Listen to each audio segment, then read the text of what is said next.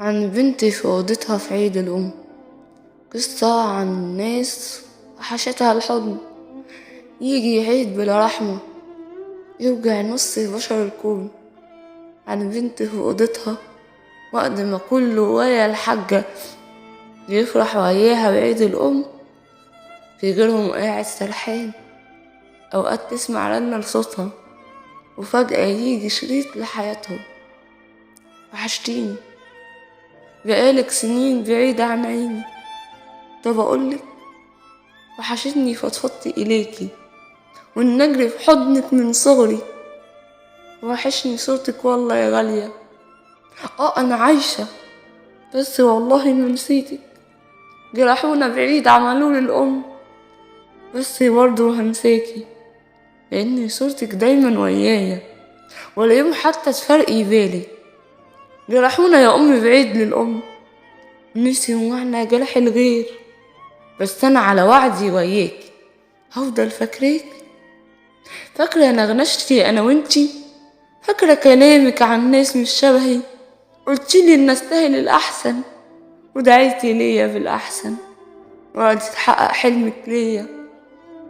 قلتيلي بعيدي عن سارة وأيمن، دول ناس مش شبهك وياهم غدر.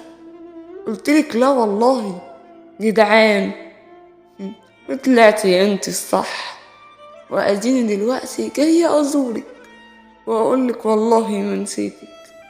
الدنيا صعبة ولا يا غالية، من غيرك فيها كان شايل همي.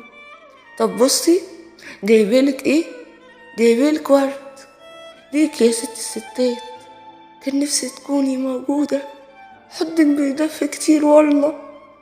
أنا لو هتمنى أمنية إنك ترجعي ليا شوية، وحشاني يا غالية، دارك وحشك، كل ركن في ذكرى لينا بقعد فيه بفتكرك، حتى كتابك وهي نضارتك وحشوكي.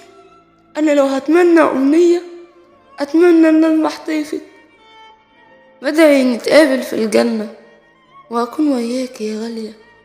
هانت بس أنا بتمنى إن ألمح طيفك أو أحلم بيكي، أصلك والله وحشتيني. اعذروني يا جماعة بالصوت لو مثلا في أي حرف مش باين قوي، بس عشان والله أنا عاملة عملية في الفك وحبيت أعمل لكم القصيدة ديت إن أنا أفرحكم بس مش أكتر، والعملية كبيرة فياريت بجد إن انتوا تدعولي لأن محتاجة لكل دعوة. ويا رب تعجبكم القصيدة، مننساش لايك وشير واشتركوا في القناة، ورأيكم بجد يهمني في القصيدة وإن أنا أكمل ولا لأ. وطبعا كان معاكم ندى عنتر.